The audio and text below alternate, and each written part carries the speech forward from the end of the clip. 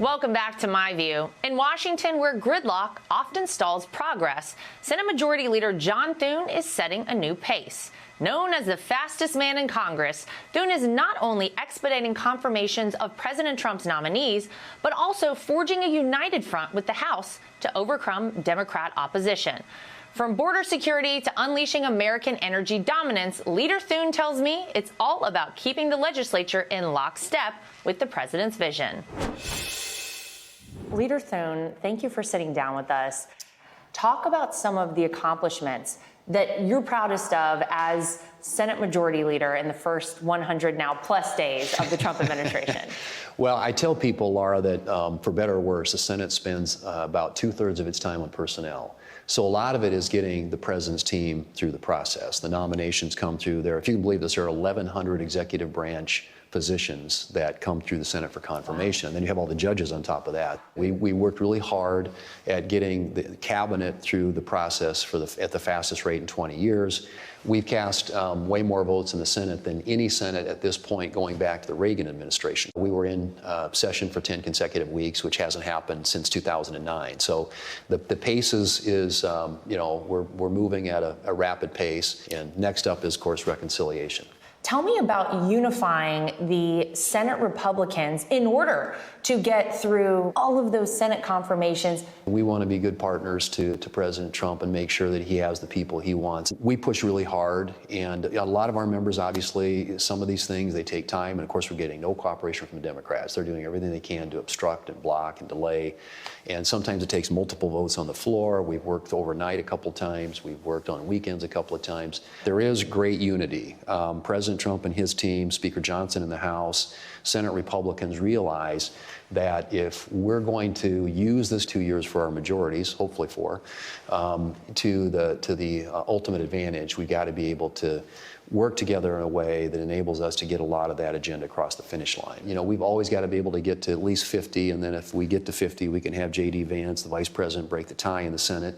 We've gotten several bills across the finish line. We're undoing a lot of the heavy regulatory burden of the Biden administration. It's a work in progress. It's never easy. Legislative bodies, by definition, it's hard, arduous work. But we know where we want to get, and what the American people voted for is an agenda that we are all on the same page with. The president also plays a role in everything that happens here in Washington, D.C. Talk a little bit about where he's most impactful. He's enormously influential in both the House and the Senate. And when it comes time for tough votes, and sometimes there's a certain art form to getting everybody pulling in the same direction, but he has a gift for that. And obviously, when necessary, the Speaker deploys him. We deploy him in talking to individual senators and House members.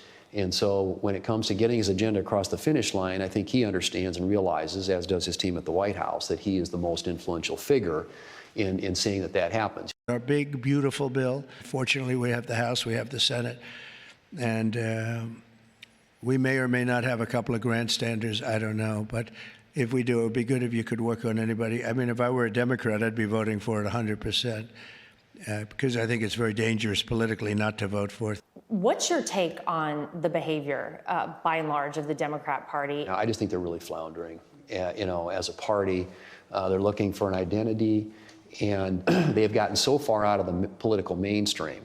And so now their only thing really is, I call it, everybody calls it Trump derangement syndrome. And so a lot of the antics that they pull on the floor are designed to be performative and juices their political contributions and giving. But at the end of the day, it doesn't get anything done for the American people. What should the American people be paying attention to that the U.S. Senate, led by you, is focusing on coming up next? The most immediate thing is this budget reconciliation bill, which will incorporate the issue of, we talked about energy dominance, energy independence. I would say energy dominance more so than just independence. Tax relief. There are some priorities the president wants included in addition to extending the 2017 tax policy.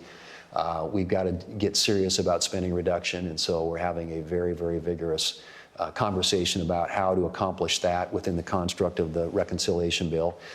It'll have a generational investment in border security, and it will have a significant investment in military readiness, which is long overdue. Senate Majority Leader, that's a big role. That's a big title. Is it what you thought it would be? My whole idea in public life is you just want to serve causes that are greater than yourself. You want to live a life of purpose. And I feel like that what we're doing right now is very purposeful. And so there is satisfaction in that. It's hard. And you feel the weight of it, obviously, just the management of the floor on a daily basis, and particularly with all the shenanigans the Democrats are trying to pull and how they're trying to slow and stop what we're trying to get done. You know, you have to be, you've got to be very persistent and tough. But that's what we're committed to. And all that hard work has to happen somewhere. So Leader Thune gave us a tour of his historic office. So here we are. Yeah. Let's see. you. Thank you very much. Wow.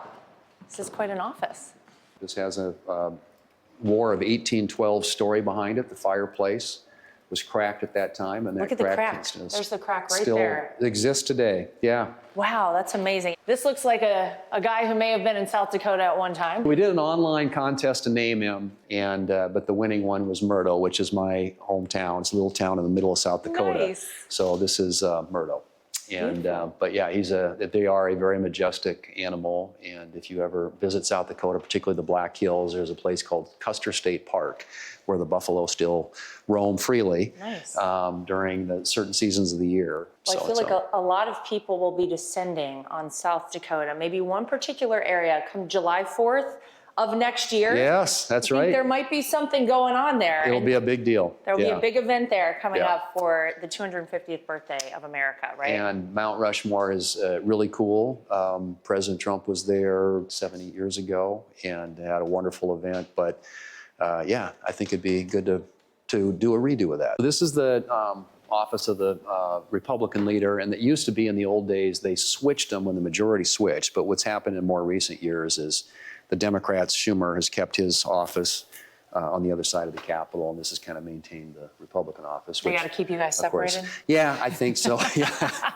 Go to your respective corners and towel off and then come out and duke it out. This is my grandfather and great uncle. Oh, wow. 1906 in South Dakota. They worked on the railroad when they came to this country. They started a merchandising company together, which later became a hardware store. So Thune Hardware in Mitchell.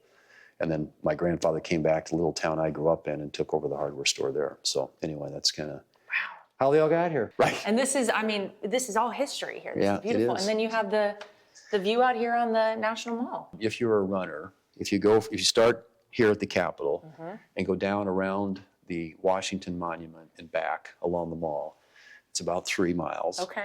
And if you go beyond, you can see the Lincoln Memorial beyond that. Yep. And if you go down and circle the Lincoln Memorial and come back, starting here, it's about 4.7. Oh, we've so got almost all of our runs mapped out. Next time, I think we're going to have to do a run together. Yeah. And he should know. In 2012, Runner's World magazine named Leader Thune the fastest man in Congress. So, Leader Thune, do you still feel like you hold that title? I've always said when they describe you as the fastest man in Congress, that's like being the best surfer in Kansas. It's a nice title to have, but I'm not sure how much it really means. My knees are going, and so I'm having a hard time. I probably wouldn't be able to defend that title today. I think it's important to stay challenged, and I think being physically fit helps with all the other issues that you deal with on a daily basis. Well, Senate Majority Leader Thune, thank you so much for sitting down with us. Good luck with everything you've got coming up. I tell you what, everybody here on Capitol Hill on the Republican side is making us very proud, so thank you. Appreciate that. Thanks, Lara. Hey, Sean Hannity here. Hey, click here to subscribe to Fox News YouTube page and catch our hottest interviews and most compelling analysis. You will not get it anywhere else.